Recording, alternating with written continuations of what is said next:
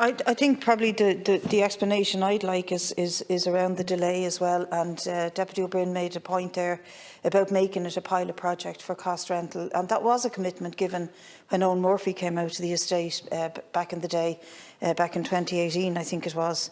But the consultation, the local consultation with people is an issue. Now, yesterday we got a WhatsApp sent around about events at Richmond Barracks during the month of March. 3 different webinars that are to take place, so that's good news. But like the other deputies here, I think it needs to be accelerated, a proper timeline given to it, because after all, the community are decades, literally decades, looking for this to happen and fighting in a very comprehensive and clear way, in a very united way, and working with all the parties in the area as well. Thanks, Deputy Minister. Their contributions on this, and I want to assure you, we worked on this together in opposition. I'm going to continue that, and I want everyone to work together with this. This is a really important site. You know it, and we all know it. We want to deliver it. I don't want there to be any delays. 2 things on the planning side, Deputy Collins. Obviously, the council can't submit it for planning until they have the design work done, and there's a revised design work. But I'm encouraging them to really prioritise that and to get the application in this year. I'm watching this file regularly. Deputy O'Brien's point in relation to what happens post-planning. Okay, and it's a very good question too. We have already changed the 4-stage process just recently to effectively a 3-stage process. I'm also establishing what's called a mixed tenure unit within my department. So this scheme will go to 1 unit. Okay, so because it's 25% social, 75% cost rental, this will be given the absolute priority in relation to the stages. So there won't be inordinate delays with this in the process. We need to focus on getting this into planning. The public consultation is important. That's happening from the 8th of March.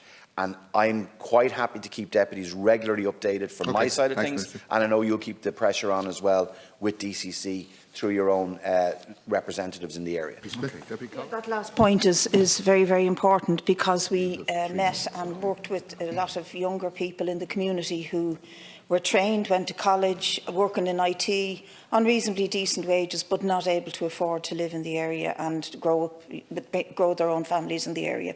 So that last point about keeping the rents to a level where the community is sustainable, and that those who got educated and reared around St Michael's Estate can continue to live there at an affordable rate. So that's important. But the other thing I'm very concerned about is the timing. And can we put definite timelines on this? Like, I know you're sketching things roughly, but we need very definite timelines on when all this is going to happen. I believe in cost rental, Deputy Smith. That's why one of the first things I did when I came in was actually to work on the affordable housing piece, the bill with colleagues, to get it enacted. So we have a national cost rental scheme now, and it's underpinned by legislation. So we have cost rental tenants in place, in homes in Dublin and in Kildare now already, and we'll have hundreds more this year. So we're not just talking about a concept. Now, to deal with cost and and length of loan and that, I think the HFA may have a role in this. The EIB have their, but we'll explore that, and then we've to explore that with some of the bigger sites without complicating it or delaying it further. There's been no delays from our side of it, and I think what will be important in planning, and when you say, Deputy Smith, I'm sketching out the time frame, I don't know what will happen in planning. I don't know whether there's going to be objections to this, whether there'll be judicial reviews, people go to the court. I don't know any of that, because that's independent of me. I hope there won't be.